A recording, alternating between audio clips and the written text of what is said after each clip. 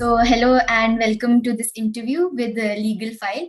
Today we have Mr. Jaskaran Kohli with us, who is the founder of the Beyond CV Consulting, a career consulting venture that helps the students, professionals, and senior executives to get one step closer towards their dream job through personalized one to one coaching and workshop mentoring services.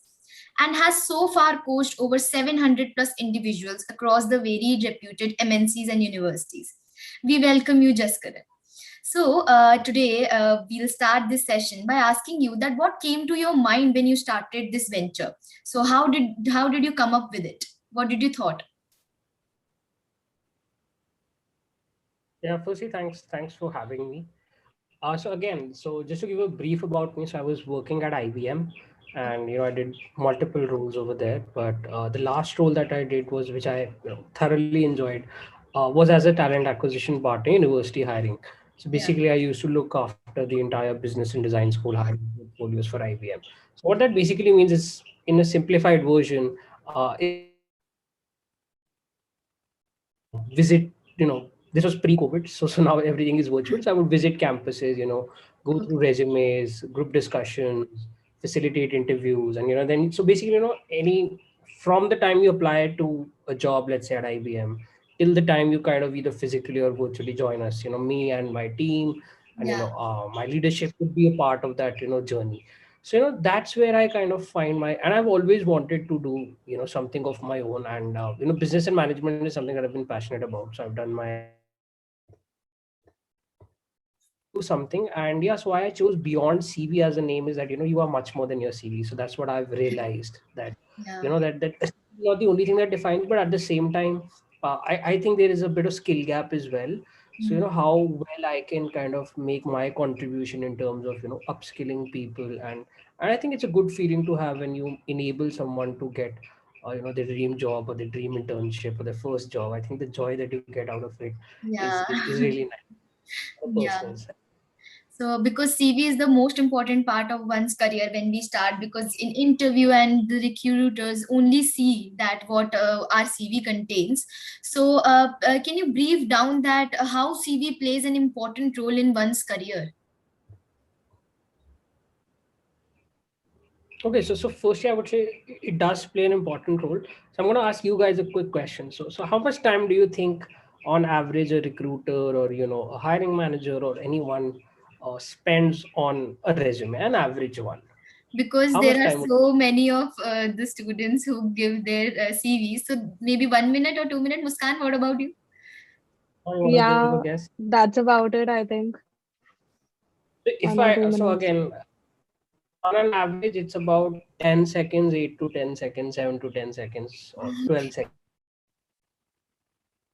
Yeah, Gets filtered ATS, which is application tracking system, which is basically technology. So the software kind of reads your resume, and if you have the right keywords, right skill set, right education, the software automatically picks you. So a lot of times, your resume gets rejected without even being on the desktop or in the hands of the recruiter. So the software itself kind of eliminates you.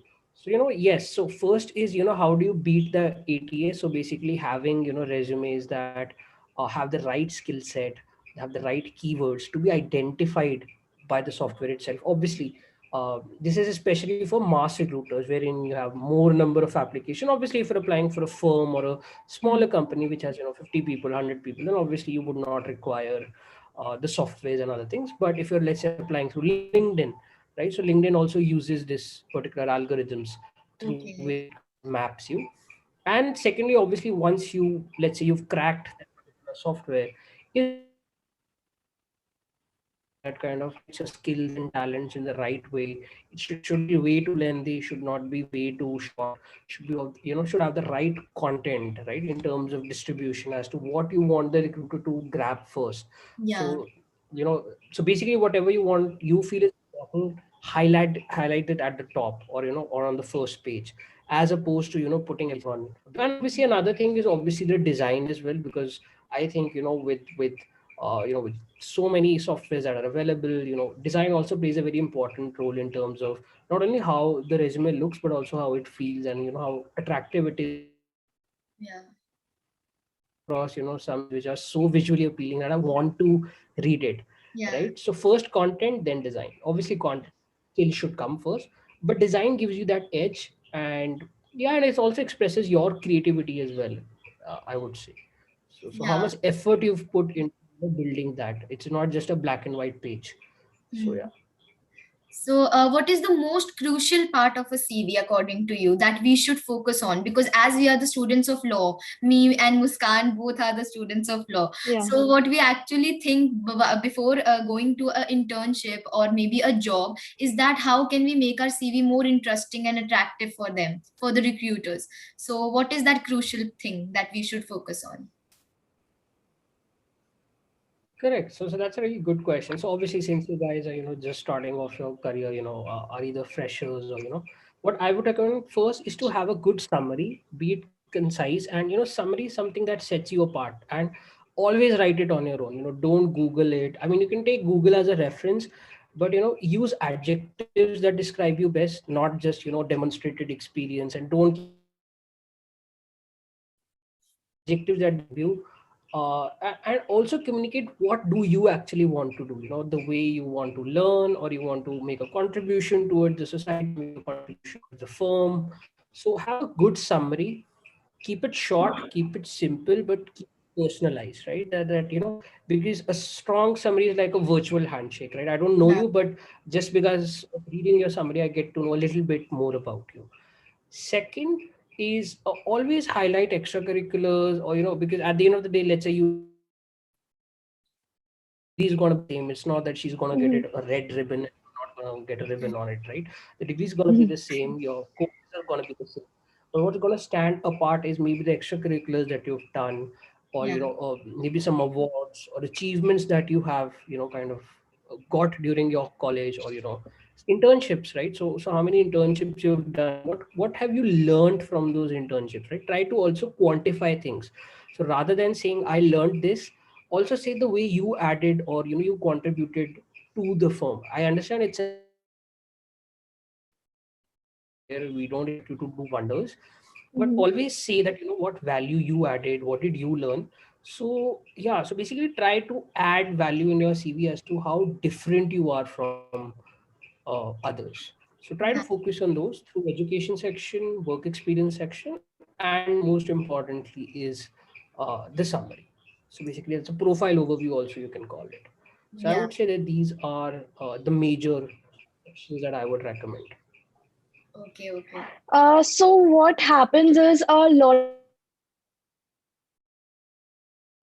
put a lot in their CVs. So what exactly should one put out on the resume and what should one leave out? Okay, that's a good question.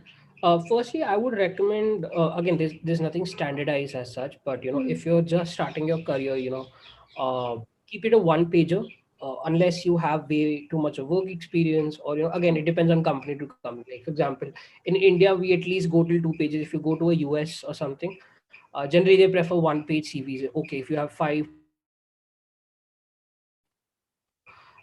pages, that's how the thing is. So for you guys, let's say who are students and limited work ex, I would recommend a one pager overall. you know um, Keep it a readable font. Automatically, when you keep it a readable font, the content that you can put automatically goes around. So what happens is a lot of people want to stuff, and they put a font size like 7 8, which is just not Mhm. readable at all. Keep it at least a 10, a minimum 10, or you can go up till a Mhm. 12. So you can have like a header at a 14 and at 12, or you can have a header at a 12 and text at 10. So what automatically you'll notice is the amount of stuffing that you get to do, goes way down. Apart from, again, don't this is not in any particular order. First, profile overview or summary, what you can call. Second, if you're currently studying and you want to highlight education, obviously education section. So I coach a lot of executives, who have 12 years of work ex, so they've done education, way back. So they don't want to highlight that. So if you're a student currently pursuing or recently graduated education, then would be work experience. You need to realize that internship is also a work experience, and Yeah. irrespective of it being paid or unpaid, it's Mhm. anything that you've learned practically comes as a definitely to have is the work experience section. Um, Another one is the extracurriculars. So what extracurriculars you've done, it could be, events, it could be that you've managed something, especially if you're looking for that, position of responsibility, something that also comes under, extracurriculars that is there. Yeah. Another section is accomplishments, any awards that you've received. It could be academic, it could be apart from academia as well. So let's say you do a certain hobby and you're good at that particular hobby. So always good to include, awards and achievements. Most importantly is the skill set. So technical skills as well as soft skills. So mentioning skill sets is very important because, as I mentioned, in the ATS or the software, it evaluates you based on your skill set. So technical skills is basically, let's say if I'm an HR professional, so what in HR I specialize in from a technical perspective. Similarly for you guys, if you're from law, so if it's criminal, so what all in criminal, that you go through, right? And a bit of soft skills as well. So soft skills include leadership, ability to collaborate, communicate. So that is also important. So a mixture of, so both skills are important. So I would say that this kind of gives a very holistic view of you. So I would say that these are the components that you should definitely have in your Yeah, it resume. was such a great explanation because we never thought of it in such a a proper way. So that was actually great. So what's the worst thing that you have seen in anybody's CV till now? Like worst mistake that the person has done in the CV? Worst mistake. Firstly, I've seen CVs which are 6 pages, 8 pages. I've had clients whose CVs are 8 pages. So that's kind of, I mean, it's a CV. It's not a book. It's not a biography. So first is, the length of the Yeah. CV. Second is obviously the font size. I've seen people, write in 6 font, 8 font. That is not acceptable at all. It has to be readable. It has to be legible. Hmm. Forget the design. I'm not asking for anything fancy. At least make it readable and legible. Um, and third thing I would say is putting irrelevant stuff. So for example, if you've I've had, again, not to take name, there are some people who are at executive level, they're very senior, and they've put in experience from 20 years before. So try again, it's not about that. So maybe you just need a guidance, sometimes you Yeah, just need guidance. So I definitely. would say that keep it relevant. So if you've had an achievement, let's say you were in third grade, you don't need to highlight it Hmm. unless it was a way too good of an achievement, right? So try to keep it relevant, maybe past 3 years, 5 years Hmm. max. So if it goes beyond that, unless it's a very remarkable achievement. So let's say if you've Hmm. achieved something remarkable, only then put it. The font size and the legibility and the readability of it. So even for that matter, a lot of people put very unnecessarily so-called artistic fonts as well. So I would say keep the font also quite simple. There's no need for calligraphy and Hmm. other things as well. So those are basically the elements that I would say that are kind of I won't say pisses you off in that sense, that's not pleasant. So try to keep it simple. Don't make it a headache, for any person who's reviewing it. They should have a nice Right. experience going through it. Yeah, we'll surely keep Right. that in mind. So many students are aware about how to make the CV, but most of them, in how do we go about it? If you could Yeah, so explain us. that's a very good question. So firstly, if you ask me, cover letter is something, if you go, let's say, international, right? So I work globally, right? So let's say in a UK or a US, cover letter is something which is very mandatory. I mean, it's just taken for granted that you will send it, right? Whereas, to be honest, when you come to India, it's more of an optional thing, right? But how it adds value first is obviously if you're writing a cover letter itself, it, makes you stand apart, right? Because not a lot of people write cover letters. So first is that why should I write a cover letter? No one writes it.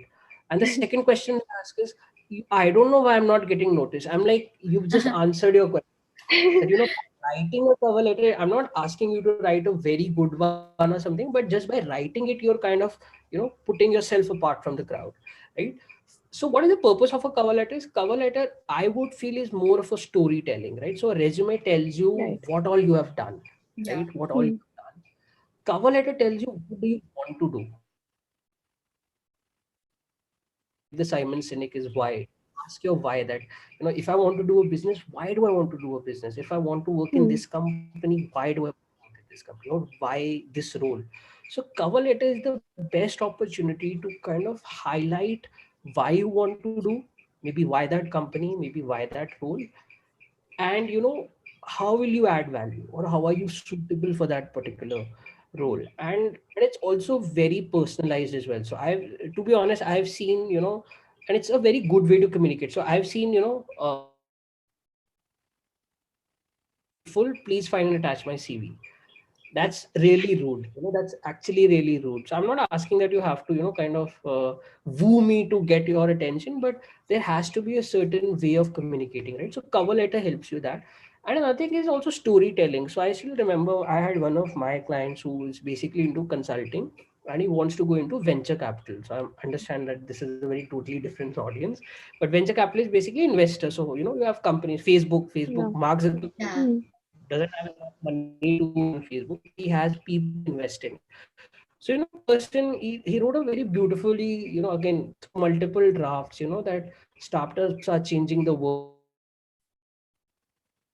to sustainable energy. So he basically, he kind of started with a good story of how he's interested in startups, and how he wants to change his career, and in the end he made that pitch that, okay, my name is XYZ, and I've attached my CV, and would love to get an opportunity to share my interests and ambitions with them. So that's such a nice way of putting your point across. So I would say leverage storytelling. So if you're interested in law, kind of tell them, okay, what got you interested and why this company. So keep a section for that also, that research. So cover letter is one of the best way to express what do you want to do and why do you want to do it, and why in that particular organization. And obviously at the end you can make it a pitch that I would love to get an opportunity to be interviewed, I would love to get an opportunity to share my ambitions with you, Yeah. and thank you for your time and consideration. So that's just a polite way of thanking them. And you can obviously be an Right. attachment or something. So Mm. That was good. That was too good. So the last question, but not the least, because we were so engaged in this conversation, is that not only CV matters, because most of the people think that only CV matters, but being a part of the interview and sitting there and answering the questions also matter at the same point. So what are your views on this thing?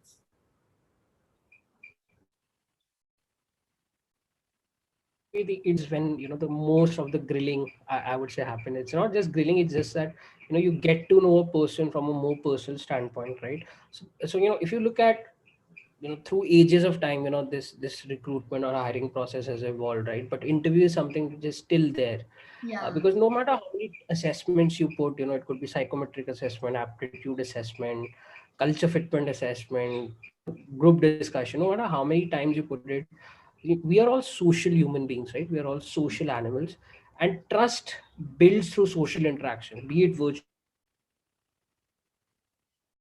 To build that, interviews are very important. Secondly, it Hmm. gives the interview the confidence that he or she has made the right choice, Yeah. right? Or the other is that the other person, it might be not be the best choice. So it goes both ways. So I would say, in my advice would be, first treat it as a conversation. Don't get bogged down that this is Hmm. something that's gonna end the world, or be Hmm. conscious, because I've noticed a lot of people get conscious. And I've noticed one Hmm. thing, that people now get more conscious on Zoom because they get to see a small window of themselves, Yeah. whereas when you're doing a Right. interview, when you're doing a physical interview, you get to see the other person, whereas so what I do, even if when I'm talking to Hmm. you, I've minimized my whatever, that small window is there. So my first tip would be that, since we're on in the virtual mode, that try to engage more with the interviewer, rather than being so self-conscious by that small or big pictures of yours. So treat it as a conversation, make the interviewer comfortable by being yourself comfortable. So be comfortable, then the interviewer will also be comfortable. Because a lot of times what happens is, when you are at discomfort, the interviewer thinks that you are at discomfort. thinks that there's something wrong that he or she is doing that's making you uncomfortable, whereas it's your nervousness. So if you're comfortable, the interview is also at ease, right? In terms of and a third would be, I would say, just prep. So there's so many questions that are most frequently asked questions. I'm sure you can Google it, or you can take professional help. It's either ways. But why this company, why should we hire you, or why this firm, why law, or there's so many questions. I would recommend that kind of prep yourself up before going. Again, there are so many questions that are unpredictable, situation rounds, and so many things. So is interview something which is coachable or practicable? Yes, but can you coach or can you practice everything? No. No. As much as at least the most frequently asked question. I'll give you best example. Most people want to tell everything, but then they don't have time. So it's better to structure it. Either you start from present to latest, or or last, or from the earliest to present. So kind of structure it well before you go. At least the question that you feel that you will definitely be facing. And last would be try to also connect, since you have LinkedIn and so many platforms now, that once the interview is done, thank the interview for their time, share your experience if you've enjoyed. Yeah. And you can also connect with them on LinkedIn or something. Again, it's not a guarantee that just because you connect with them that they'll give you a job. No, but it gives a very positive kind of an outlook. And obviously in the future course of time, your recollection will be definitely personally connected with them. You can just like one liner that I had an interview, it was an amazing experience, and I would love to stay connected with you irrespective of the outcomes. It's very good to mention irrespective of the outcome, so that they know that you're genuinely interested in. And it's not that you're gonna bug them, okay, is the result out, and am I selected, am I not selected, are there Yeah. further rounds? So try avoiding these questions. Yeah, it was wonderful. It was so good to hear all this, because the people of my age and people of our age in the college, we are in second year, and Muskan is also in third year. So it is very difficult for us to understand all these things. But it was very nice connecting with you. Thank you for giving us your time to Legal File, and we really enjoyed this interview. Thank you. Thank you, most welcome. Thank you for having me.